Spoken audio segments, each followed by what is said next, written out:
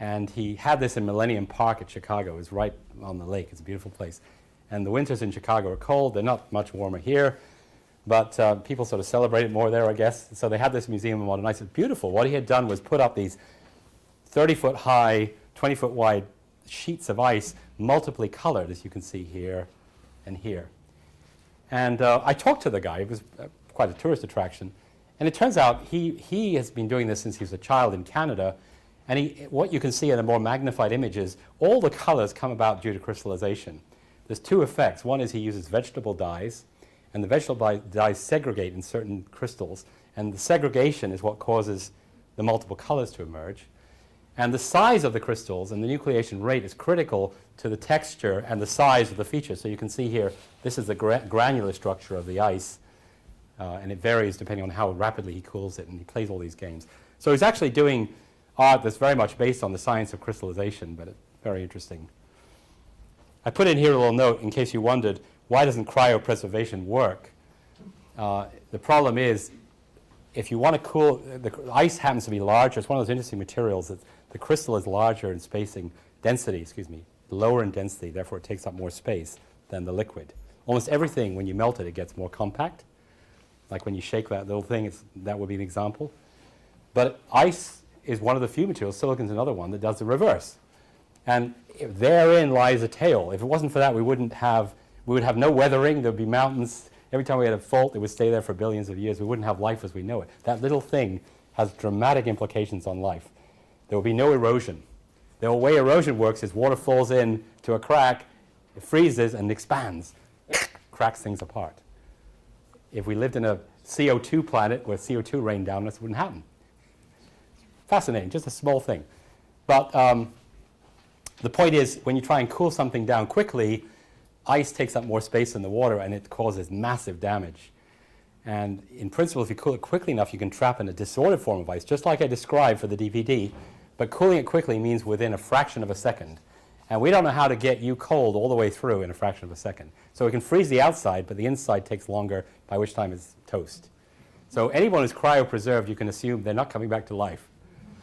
We don't know how to do that yet. Maybe one day we'll figure out some amazing way to freeze someone within a fraction of a second, but we don't have it yet.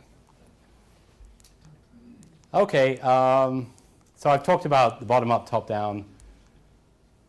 What are we going to get out of all this nanotechnology? Well, we're going to get sensors, for example, and people here are working on things like this, that could potentially detect a single virus or a cell, or tell us about contamination in the food that we're eating as we're eating it, as opposed to having to cultivate and so forth. Obviously, many devices that could work within our body to combat disease, dispense drugs, and do surgery. And this is already beginning to happen, of course.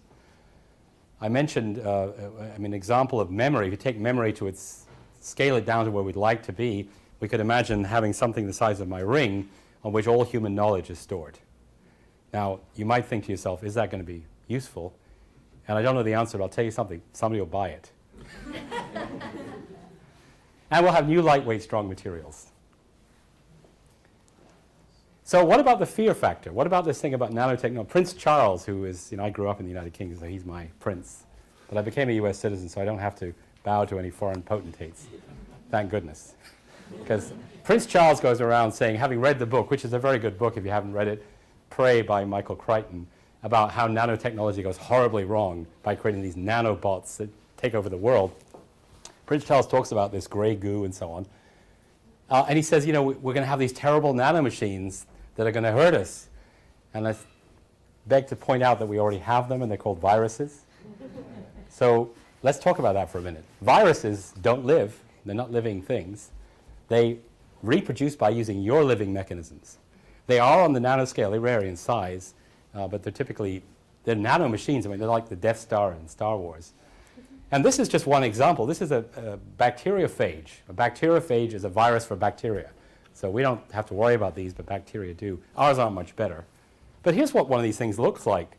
It's like a war machine. It comes up here. It's got a little hypodermic syringe. It sits on the side, on the top of the bacteria, pokes it in, squirts its DNA in, and then induces the bacteria to manufacture it. That's a nanomachine that seems to not be doing any good for people. So my point is that nanomachines already exist. And it'd be nice to combat machines on this scale. We need to also use this kind of technology. But nonetheless, of course, ethical implications of nanotechnology are important. And for example, dispersed particles that are very, very small can be more hazardous to you. We're learning, for example, that carbon, from research that came about after nanotechnology became a big word 10 years ago, very, very small carbon particles are much worse for you than slightly bigger carbon particles because they go right through your cell membrane, into the cell. Problem is, they're out there all the time because they're made by automobiles. So now we know this. Not a good idea to live right next to a road.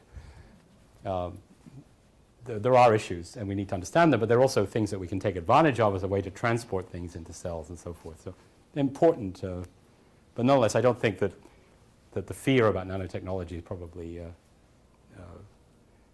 warranted. So it'll take a long time. I mean, this is really the vision for nanotechnology is, it's a new way of making things. And I think although there are some things we can do now in the short term, it's going to be the 50-year time scale. But my prediction would be that manufacturing would just radically change.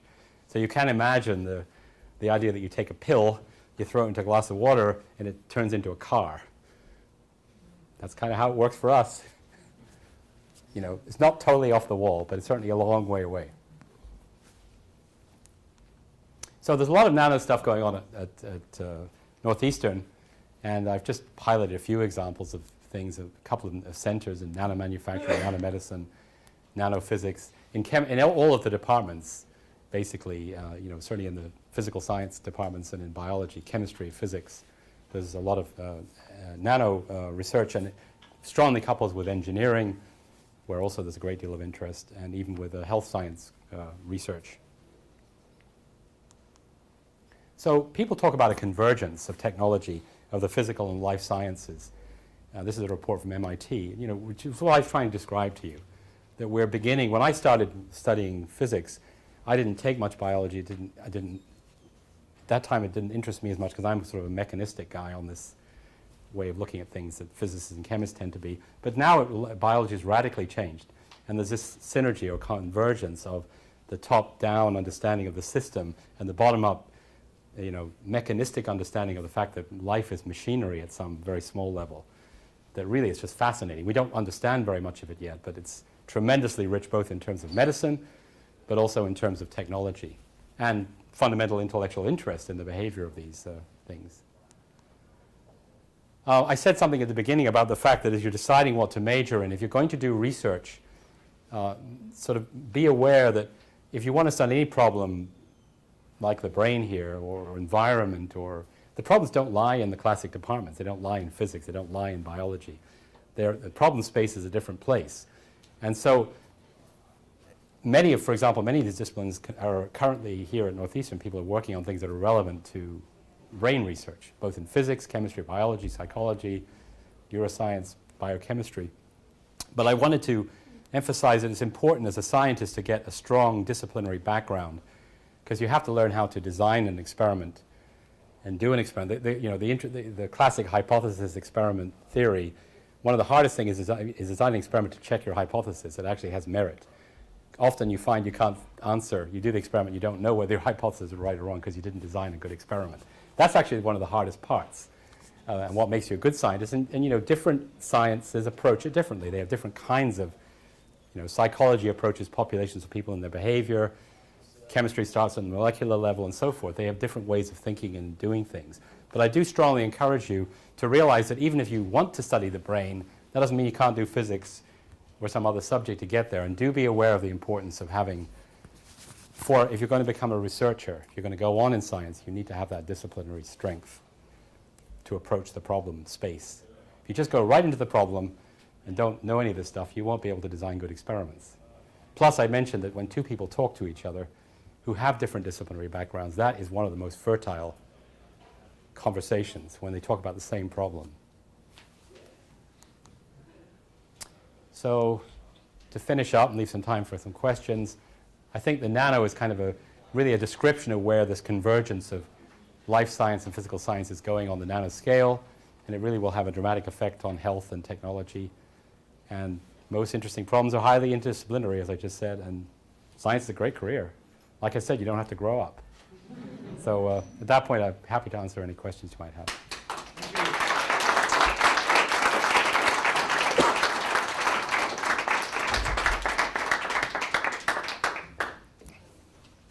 Oh, thank you very much. Questions?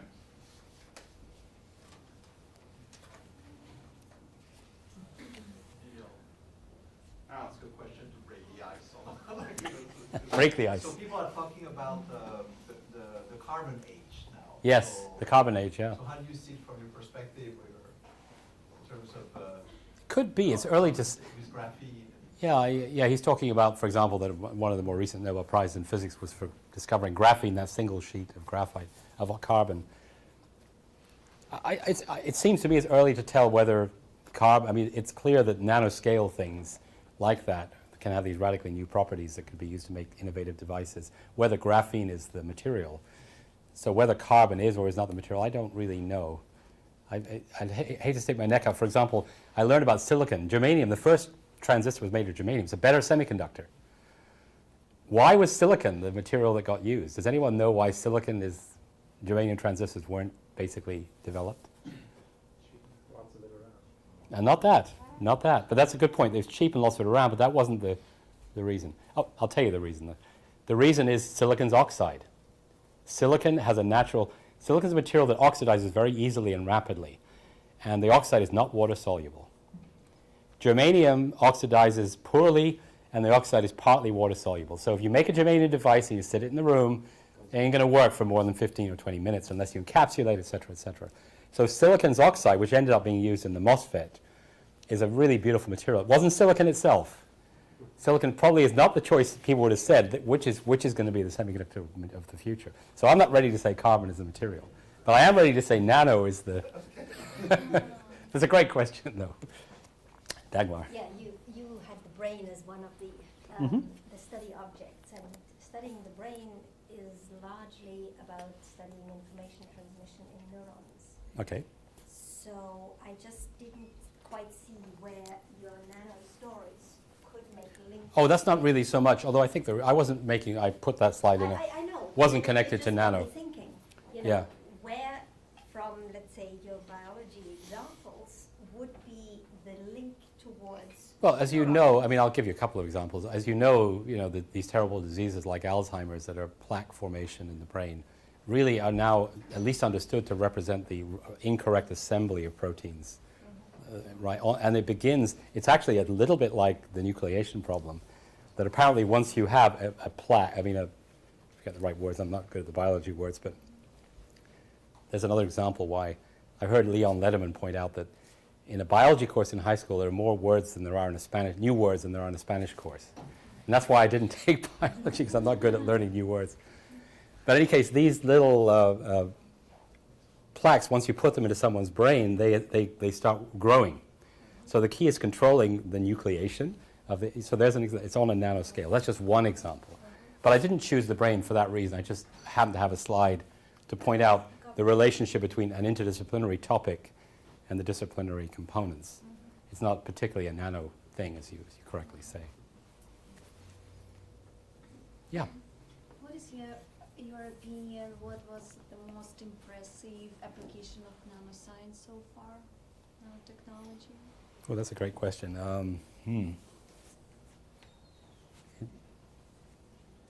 I have to think about that. I'm not sure I got a good answer. I mean, I try to say, I've given talk like this to Rotary clubs and people like that who are in the commercial world, and I do think they have to understand it's very pre-competitive. We're not really seeing big industrial revolutions with nanotechnology yet. It's going to take some time. But there are products, maybe some other people have ideas. I mean, obviously I talked about the fact that there's nanotechnology in things like making aircraft wings for the Dreamliner, which took 4 years longer than it should have and cost billions of dollars to make, but nonetheless. So there are things you can point at. I know a lot of things in medicine are going on with delivery of drugs and so forth. But I don't have a quick answer. Maybe somebody else does. What about pushing down the size of the transistor to this 20 nanometers? Yeah, you could say that. Of course, that's true. I mean, that was an evolution. But as I try to say, in a way, the revolution that nanotechnology will bring is a new way to make things like that, and that hasn't happened yet. Although a lot of work is going on, research is going on to try to, you don't have to go as far as folding and self-assembly. You can try intermediate. There's printing techniques now that are using lithography, which is using some sort of nanotechnology. So a lot is going on, but I'm not sure there's any big revolutions yet. Thank you. I know in some more Eastern labs they're actually like growing nanotubes. What are the applications of nanotubes? There's a lot of possible applications of nanotubes.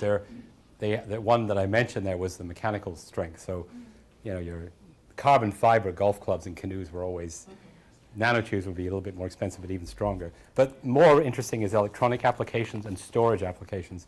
You can stuff things into nanotubes and, for example, use them perhaps to concentrate as a sensor. Gases and molecules will go into nanotubes and stay there, and then you can observe their presence by electrical measurements. People have talked about using nanotubes to store gases. I don't know if that's feasible or not. Making them in large enough quantities is a problem. One of the most interesting one, which ties to graphene, is that nanotubes, their chirality, so when you wind them up the way I did, they're actually chiral. So that's just a simple nanotube that would be made without being chiral. But chiral means you shift it as you wind it, so like this. So it has a helical, the paper, if you follow it, is helical. And it turns out that the electrical properties depend on this helicity. You can go from semiconducting to metal, and people have made very tiny transistors using nanotubes, using this effect. So the idea of new electronic devices is certainly one of them, both for nanotubes and graphene. Graphene is just the unfolded nanotube, effectively. So electrical properties, mechanical properties, storage properties, sensing properties. I mean, it's always nice when you know, as a material, I think of myself as kind of materials physicist, materials scientist. When you know what a material actually, nanotubes, you can't write down a formula, but you know what they actually are. They're well described. So you can go a little further with material that's that small and well characterized. Most things you make, such as the transistor I showed you, they're not that beautiful on that scale. You know, when you really look, it's like a mountain range it's not nano-engineered like a nanotube. So having something of well-defined structure is extremely attractive for any applications of nanotechnology versus the kind of, you know, scratching and shaving and making something that looks about right and sort of behaves about right, but you don't exactly know what its shape is. So that's a big attraction to the self-assembly natural structure approach, that you have stable structures that are well characterized. You can do much more interesting things with them.